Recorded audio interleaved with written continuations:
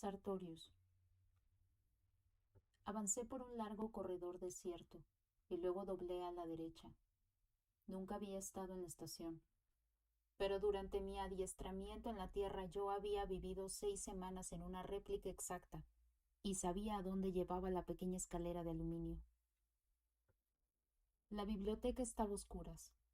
Busqué a tientas el conmutador y luego de consultar el índice marqué a la computadora las coordenadas del primer volumen del Anuario de Estudios Solaristas y el suplemento. Se encendió una luz roja. Volví al registro. Los 2 volúmenes habían sido retirados por Gibarian, así como el pequeño apócrifo. Apagué la luz y bajé nuevamente al piso inferior. Aunque había oído que los pasos se alejaban, temía volver a la habitación de Gibarian. ¿Y si ella regresaba? Permanecí largo rato detrás de la puerta. Finalmente apreté el picaporte y me obligué a entrar. No había nadie en la habitación. Me puse a revolver los libros desparramados frente a la ventana, interrumpiendo un instante mi búsqueda para ir a cerrar el ropero. Me molestaba ese lugar vacío en medio de los trajes del espacio. El suplemento no estaba bajo la ventana y me dediqué a levantar metódicamente, uno por uno, los libros tirados por todo el cuarto. Llegué al último montón, entre la cama y el ropero, y allí descubrí el volumen. Esperaba encontrar una marca, y en efecto, había un señalador entre las páginas del índice. Un nombre, desconocido para mí, había sido subrayado con lápiz rojo. André Berton. Las cifras que seguían al nombre remitían a 2 capítulos diferentes.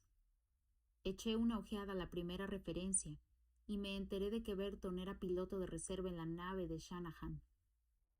La otra referencia aparecía unas 100 páginas más adelante.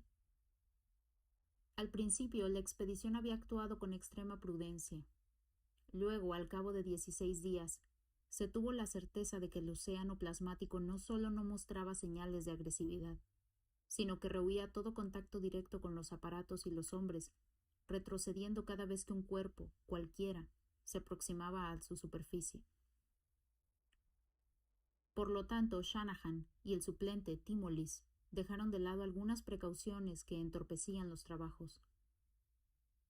La expedición se dividió entonces en pequeños grupos de 2 o 3 hombres, que volaban por encima del océano, a veces cubriendo un radio de cientos de kilómetros. Las cercas irradiantes utilizadas hasta entonces para delimitar y proteger los trabajos fueron transportadas de vuelta a la base. Pasaron 4 días y no hubo ningún accidente, excepto algunas averías en el equipo de oxígeno de las escafandras. Los efectos de la corrosión eran insólitos, y había que reemplazar las válvulas casi diariamente. En la mañana del 5.º día, el 21º en Solaris, 2 sabios, Carucci y Fechner, el primero era radiobiólogo, el segundo físico, salieron a explorar el océano. Navegaban en un aeromóvil, una nave que se deslizaba sobre una almohada de atmósfera comprimida. 6 horas más tarde, no habían regresado. Timolis, que administraba la base en ausencia de Shanahan, dio la alarma y organizó la búsqueda llamando a todos los hombres. Por una fatal conjunción de circunstancias, el contacto inalámbrico se había interrumpido ese día 1 hora después de la partida de los grupos de exploración. Una gran mancha había oscurecido el sol rojo y las partículas energéticas bombardeaban pesadamente las capas superiores de la atmósfera. Solo los transmisores de onda ultracorta continuaban funcionando, y los contactos estaban limitados a un radio de 30 y tantos kilómetros. Para colmo de males, antes de la puesta del sol cayó una niebla espesa y hubo que interrumpir la búsqueda. Las patrullas de rescate regresaban ya a la base, cuando un helicóptero descubrió el aeromóvil a unos 100 kilómetros de la nave de comando.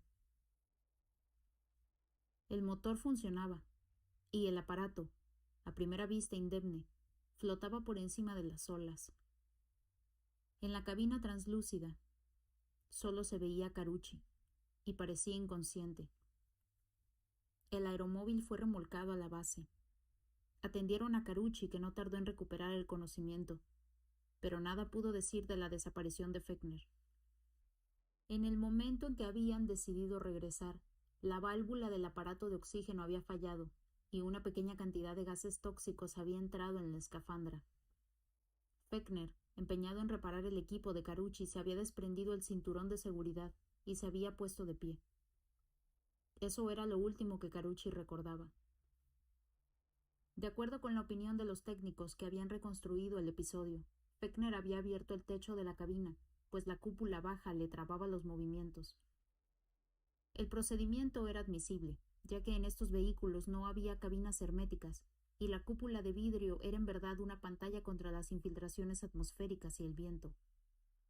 Mientras Fechner trabajaba en el equipo de Carucci, se quedó también sin oxígeno, y sin saber lo que hacía, había trepado al techo del aparato y de allí había caído al océano. Fechner fue, pues, la primera víctima del océano. Aunque la escafandra flotaba en el agua, el cuerpo no apareció. Por supuesto, era posible que la escafandra estuviese flotando en alguna otra parte. La expedición no estaba equipada para examinar minuciosamente este inmenso desierto ondulante, envuelto en jirones de bruma. A la hora del crepúsculo, todos los vehículos habían regresado a la base, excepto un helicóptero madre pilotado por André Berton. El helicóptero de Berton reapareció en la primera hora de la noche, cuando ya se iba a dar la alarma. Berton sufría, evidentemente, de conmoción nerviosa. Se desprendió del traje y enseguida echó a correr en todas direcciones como un loco. Al final lo dominaron, pero Berton continuó gritando y llorando. Era una conducta bastante sorprendente, sobre todo en un hombre que había navegado 17 años y estaba acostumbrado a los peligros de los viajes cósmicos. Los médicos suponían que también Berton había absorbido gases tóxicos.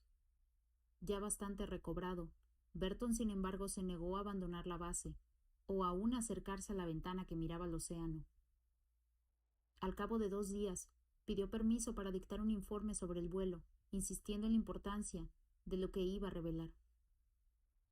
El Consejo de la Expedición estudió el informe y dictaminó que se trataba de la creación mórbida de un cerebro intoxicado por gases atmosféricos nocivos.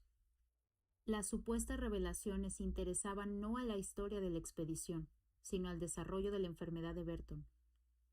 Por lo tanto, no se las describía. Esto decía el suplemento.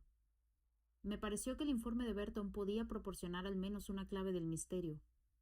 ¿Qué fenómeno había podido desquiciar de ese modo a un veterano del espacio? Busqué de nuevo entre los libros, pero el pequeño apócrifo no aparecía. Me sentía cada vez más fatigado. Postergué la búsqueda para el día siguiente y salí del cuarto. Al pasar al pie de una escalera vi unas rayas de luz reflejadas en los peldaños de aluminio. Sartorius estaba aún arriba trabajando.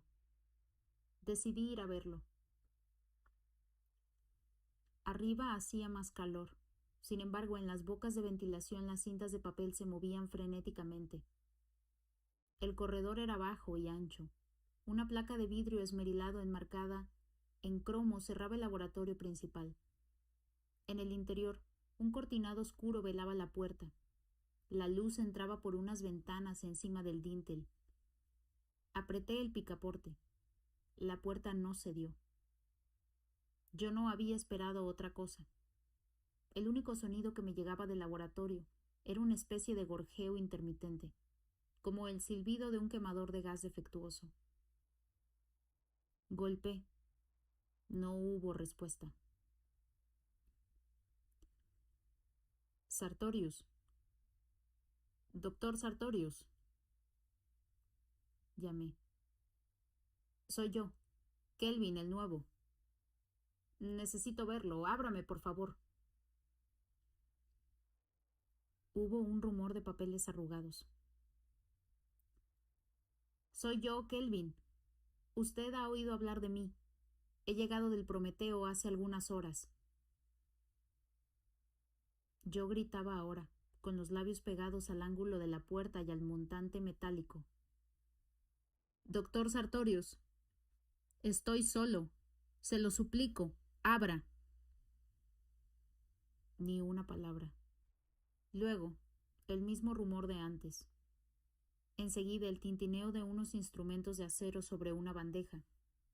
Y a continuación, yo no creía mis oídos, una serie de pasos pequeñísimos, el trotecito de un niño, el golpeteo precipitado de unos pies minúsculos, o de unos dedos notablemente hábiles que remedaban ese andar tamborileando sobre la tapa de una caja vieja.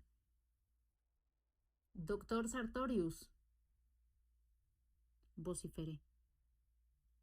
«¿Abre usted sí o no?» Ninguna respuesta. Solo ese trotecito de niño y simultáneamente los pasos de un hombre que camina en puntas de pie. Pero si el hombre se movía, no podía imitar al mismo tiempo la marcha de un niño. No pude contener mi furia. «Doctor Sartorius», estallé. «No he hecho un viaje de 16 meses para ponerme a jugar con usted. Cuento hasta 10. Si no me abre, derribo la puerta». Yo no estaba seguro, desde luego, de poder forzar fácilmente esa puerta, y la descarga de una pistola de gas no era muy poderosa.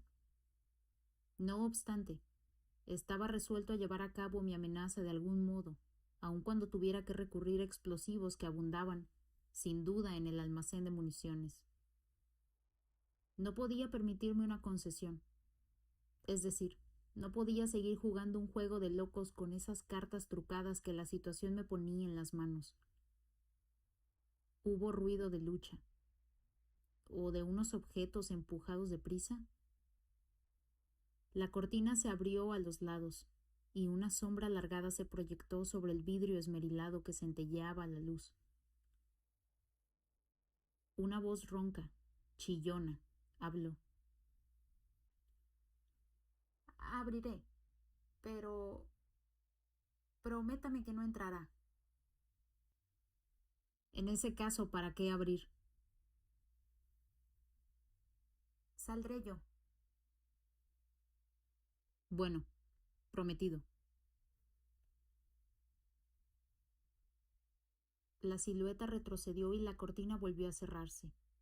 Del interior del laboratorio llegaron unos ruidos confusos. Oí un chirrido como si arrastraran una mesa. Al fin la cerradura chirrió, el panel de vidrio se abrió y Sartorius apareció en el corredor. Se quedó allí, apoyado de espaldas contra la puerta. Era muy alto, flaco, todo huesos bajo el jersey blanco. Se había anudado al cuello un pañuelo negro. Bajo el brazo llevaba un delantal de laboratorio, quemado por los reactivos. La cabeza, extraordinariamente angosta, se inclinaba a un lado. No le veía los ojos. Unos lentes negros le escondían la mitad de la cara. La mandíbula inferior era alargada. Tenía los labios azules y las orejas enormes, azuladas. No se había afeitado. Unos guantes antirradiación de color rojo le colgaban de las muñecas, sujetos por los cordones. Nos miramos un rato con una aversión no disimulada. Los cabellos hirsutos de Sartorius, evidentemente él mismo se los había recortado, eran de color plomo. La barba entrecana. Como Snout, tenía la frente quemada, pero solo la mitad inferior. Por encima era pálida. Se ponía sin duda alguna clase de gorra cuando se exponía al sol. «Bueno, estoy escuchando», me dijo. Yo tenía la impresión de que no le importaba lo que yo quería decirle. Tenso y pegado siempre a la placa de vidrio, estaba atento sobre todo a lo que ocurría a sus espaldas. Desconcertado, yo no sabía cómo empezar. «Me llamo Kelvin. Sin duda ha oído hablar de mí. Soy, mejor dicho, era, colega de Gibarian». El rostro enjuto de Sartorius, todo planos verticales, así me lo imaginaba yo a Don Quijote, era inexpresivo, y esto no me ayudaba a encontrar las palabras. He sabido que Hibarian ha muerto, me interrumpió. Sí, lo escucho, dijo Sartorius impaciente. ¿Se suicidó? ¿Quién encontró el cadáver? ¿Fue usted o Snout? ¿Por qué me lo pregunta a mí? ¿No le ha informado el doctor Snout? Deseaba oír la versión de usted. Usted ha estudiado psicología, doctor Kelvin, ¿no es cierto? Sí, ¿y entonces? ¿Usted sirve a la ciencia? Sí, por supuesto. ¿Qué relación? Usted no es comisario ni empleado de la justicia. En este momento son las 2:40, y usted, en lugar de ocuparse de las tareas que le fueron asignadas, no solo ha amenazado forzar la puerta del laboratorio, sino que además me interroga como si me considerase sospechoso. La transpiración le corría por la cara. Yo estaba decidido y dije apretando los dientes: Usted es sospechoso, doctor Sartorius. Y continué furioso. Además, lo sabe perfectamente. Kelvin, si no se retracta y me pide disculpas, enviaré una denuncia contra usted. ¿Por qué le pediría disculpas? ¿Porque se encierra y se atrinchera en este laboratorio en vez de salir a saludarme? ¿En vez de decirme la verdad sobre lo que pasa aquí?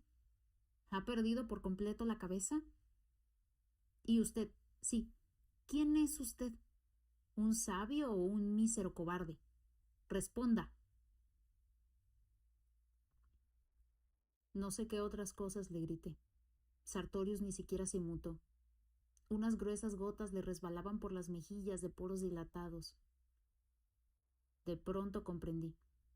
No me había oído. Las manos cruzadas a la espalda, sujetaba con todas sus fuerzas la puerta que se sacudía como si alguien del otro lado ametrallara el panel. Con una voz extraña, aguda, Sartorius gimió: «Váyase, se lo suplico. Retírese, por amor de Dios. Baje, yo iré a reunirme con usted. Haré cuanto quiera, pero ahora se lo suplico. Váyase». La voz revelaba tal agotamiento que tendí maquinalmente los brazos para ayudarlo a retener aquella puerta. Sartorius lanzó un grito de horror como si yo le hubiese apuntado con un cuchillo. Empecé a retroceder mientras él gritaba con voz de falsete. Entreabrió la puerta y se precipitó en el cuarto. Me pareció que un objeto amarillo, un disco reluciente, le había brillado un instante sobre el pecho. Un rumor sordo llegaba ahora del laboratorio. La cortina voló de costado. Una gran sombra se proyectó sobre la pantalla de vidrio. Luego la cortina volvió a caer y no vi nada más. ¿Qué ocurría en la habitación? Oí unos pasos precipitados como si se hubiesen entablado una persecución enloquecida. Luego un estruendo de vidrios rotos y la risa de un niño. Las piernas me temblaban. Yo miraba la puerta con ojos extraviados. El silencio había sucedido al pandemonium. Me senté en el alféizar plastificado de una ventana y allí me quedé un cuarto de hora quizá. No sé, esperando a que algo ocurriese o sintiéndome tan anonadado que ya no tenía ganas de levantarme. Me estallaba la cabeza. Se oyó un chirrido y una luz creciente iluminó el rellano. Desde mi sitio no veía más que una parte del corredor que rodeaba el laboratorio. Yo estaba ahora en la cúspide de la estación, bajo el casco mismo de la superestructura. Las paredes eran cóncavas e inclinadas, con ventanas oblongas a intervalos de unos pocos metros de distancia. Los póstigos exteriores se levantaron. El día azul tocaba su fin. Un resplandor incandescente atravesó los ventanales. Las molduras de níquel, los pestillos, las bisagras, todo centelleó. La puerta del laboratorio, el panel de vidrio, brillaron unas iridescencias pálidas. Me miré las manos, apoyadas sobre las rodillas. Eran grises a la luz espectral. Mi mano derecha sostenía la pistola de gas. No me había dado cuenta. Ignoraba que había retirado la pistola de la funda. La enfundé de nuevo. Sabía ya que ni siquiera una pistola radiactiva me habría ayudado. ¿De qué me hubiera servido? Yo no podía derribar la puerta y tomar por asalto el laboratorio. Me incorporé. El disco solar se hundió en el océano, como una explosión de hidrógeno. Bajaba yo la escalera cuando me alcanzó con un abanico de rayos horizontales que sentí como una quemadura. En mitad de la escalera me detuve a reflexionar y subí de nuevo. Fui por el pasillo alrededor del laboratorio y luego de recorrer un centenar de pasos, me encontré frente a otra puerta de vidrio idéntica a la anterior.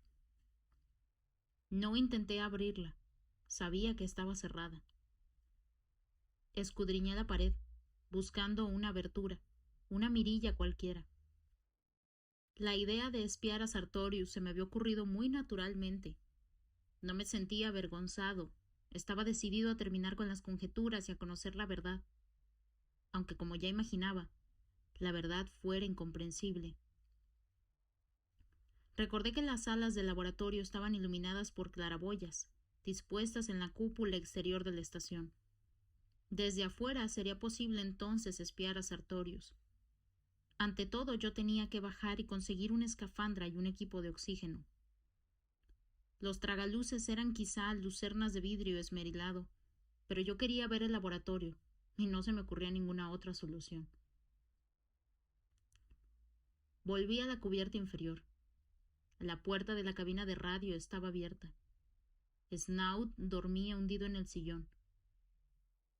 Entré en el cuarto y Snout despertó sobresaltado.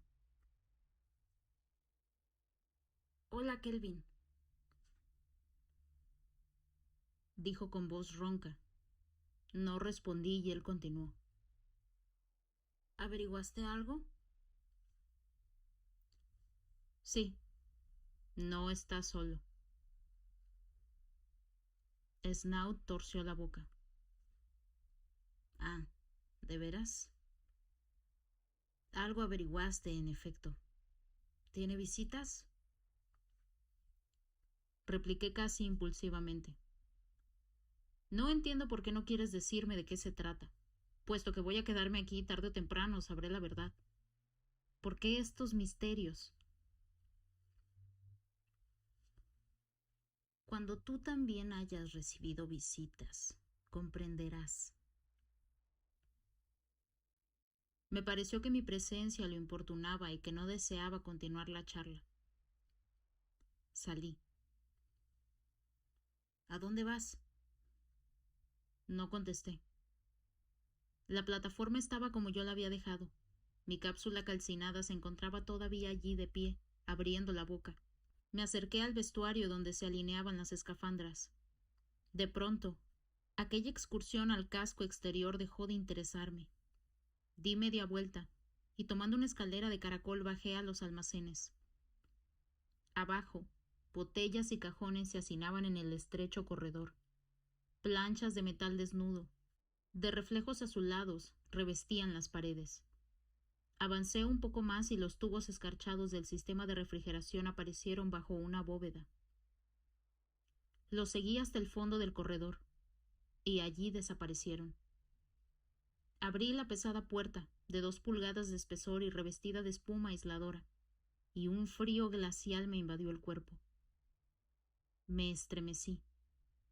Yo estaba de pie en el umbral de una gruta tallada en un témpano, y de las grandes bobinas que parecían relieves, esculpidos, colgaban estalactitas. También aquí, sepultados bajo una capa de nieve, se amontonaban los cajones y cilindros, y en las estanterías laterales había cajas y botellas transparentes que contenían una materia amarilla y oleosa. El techo abovedado descendía poco a poco, y una cortina escarchada ocultaba el fondo de la gruta. La aparté. Un cuerpo alargado, cubierto con una lona, yacía sobre una mesa rodante de aluminio. Alcé el borde de la lona y vi el rostro petrificado de Hibarian.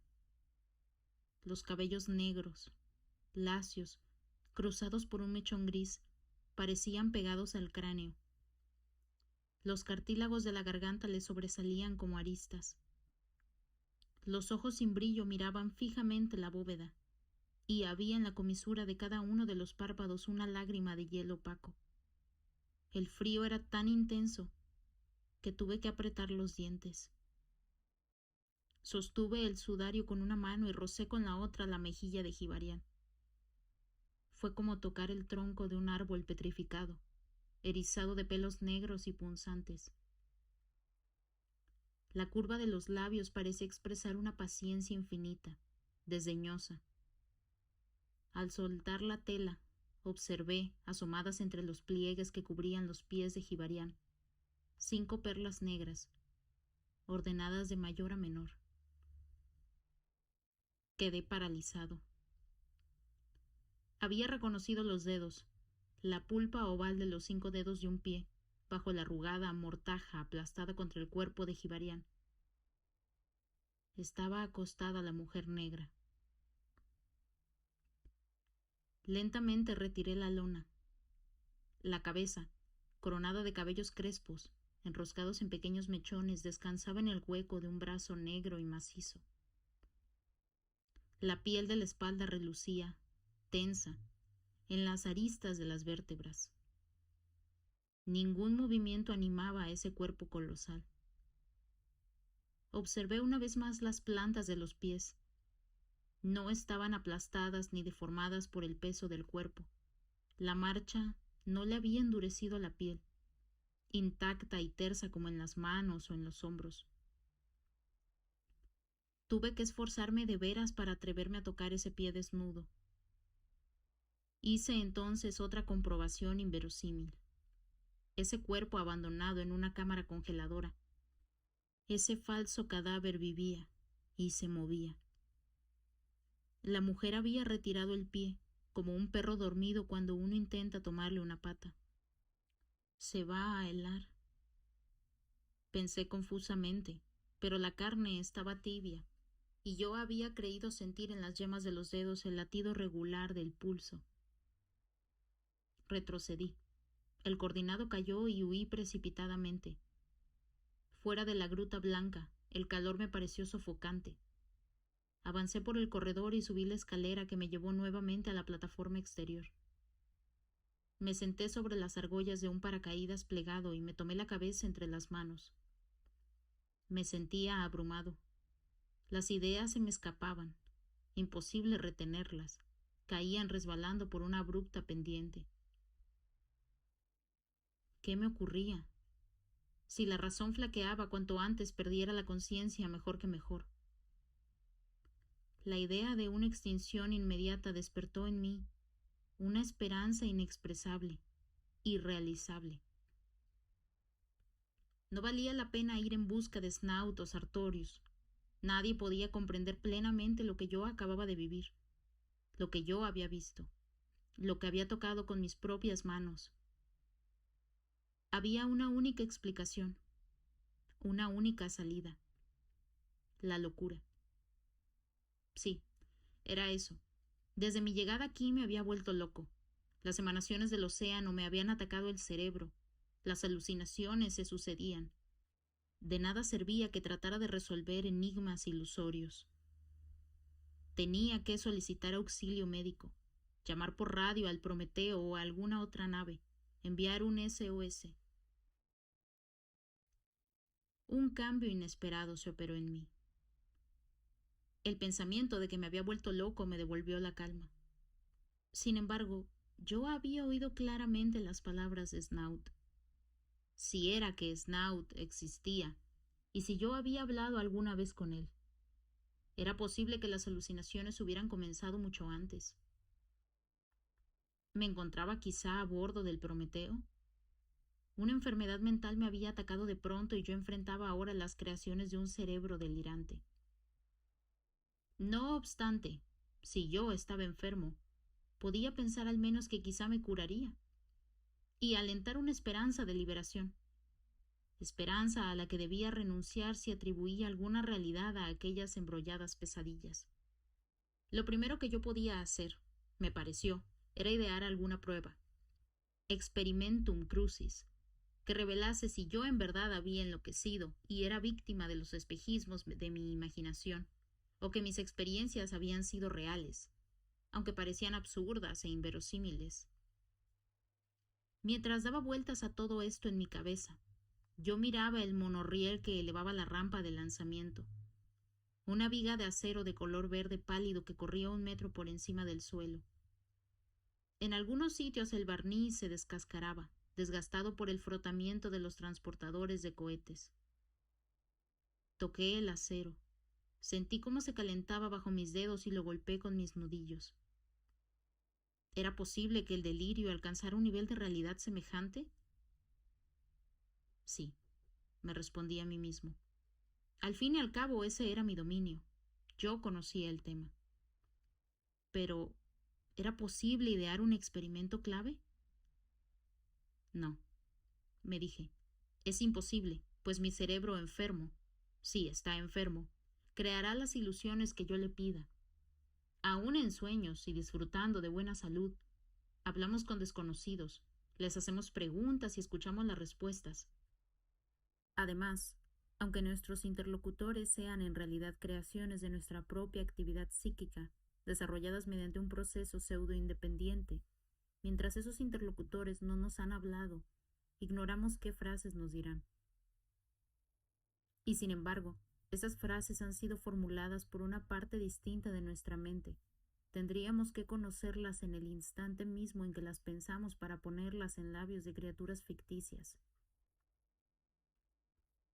No importaba pues el experimento, ni el modo de llevarlo a cabo. Yo siempre podía comportarme como si estuviese soñando. Si Snout o Sartorius no existían realmente, de nada servía hacerles preguntas. Pensé en tomar alguna droga poderosa, peyote, por ejemplo, u otra preparación que provocara alucinaciones coloreadas. Si yo luego tenía visiones, esto probaría que había vivido de veras los sucesos recientes y que estos eran parte de la realidad material circundante. Y enseguida pensé que no, que esa no sería una experiencia clave, pues yo conocía los efectos de la droga, que elegiría yo mismo, y mi imaginación podía sumergirme en una doble ilusión: haber ingerido la droga y experimentar sus efectos. Daba vueltas y vueltas y el círculo siempre se cerraba. No había modo de escapar. Nadie podía pensar sino con el propio cerebro. Nadie podía verse desde el exterior y verificar el adecuado funcionamiento de los procesos internos. De pronto, se me ocurrió una idea, tan simple como eficaz. Me levanté de un salto y corrí hasta la cabina de radio. La sala estaba desierta. Eché una ojeada al reloj eléctrico de pared. Faltaba poco para las 4, la cuarta hora en la noche artificial de la estación. Afuera brillaba el sol rojo. Conecté rápidamente la transmisora de largo alcance y mientras el aparato se calentaba recapitulé mentalmente las principales etapas del experimento. No recordaba la señal para llamar a la estación automática del satélite, pero la encontré en una cartulina que colgaba encima del tablero central. Envié el llamado en Morse y 8 minutos después me llegó la respuesta. El satélite, es decir, el cerebro electrónico del satélite, se anunció con una señal pulsátil. Le pedí al satélite que me diera la posición de los meridianos galácticos que atravesaba cada 22 segundos mientras giraba alrededor de Solaris, y ordené fracciones de 5 decimales. Luego me senté y esperé la respuesta. Me llegó al cabo de 10 minutos. Arranqué la cinta de papel recién impresa, evitando mirarla, y la escondí en un cajón. Retiré de la biblioteca algunas cartas celestes, tablas de logaritmos, un calendario que incluía la trayectoria diaria de satélite, algunos libros auxiliares, y me puse a buscar yo mismo la respuesta. Durante 1 hora o más ordené las ecuaciones. Hacía mucho tiempo, desde mis días de estudiante, que no trabajaba en estos cálculos. ¿A qué época se remontaba mi última enseñanza? A la de mi examen de astronomía práctica, sin duda. Llevé a cabo las operaciones con la ayuda de la enorme computadora de la estación. Mi razonamiento era el siguiente. Guiándome por los mapas galácticos, obtendría un resultado aproximado que podría comparar con la información del satélite. Aproximado, pues la trayectoria del satélite estaba sujeta a variaciones muy complicadas debidas a las fuerzas de gravitación de Solaris y los dos soles, y a las variaciones locales provocadas por el océano.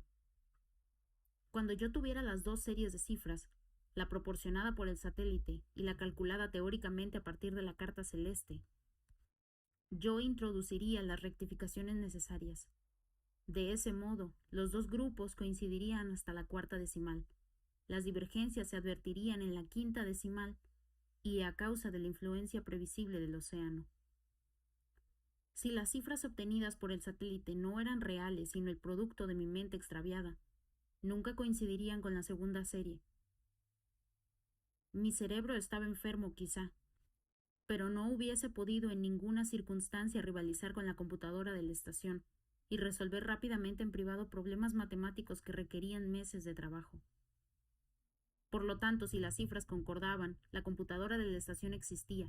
Yo la había utilizado realmente y no era víctima de ningún delirio. Las manos me temblaban cuando saqué del cajón la cinta telegráfica y la extendí junto a la cinta de papel de la computadora. Como lo había previsto, las dos series coincidían hasta la cuarta decimal. Las diferencias solo aparecían en la quinta. Guardé todos los papeles en el cajón, de modo que la computadora existía y no dependía de mí, y los habitantes de la estación también existían y eran reales. Iba a cerrar el cajón cuando descubrí un número de hojas de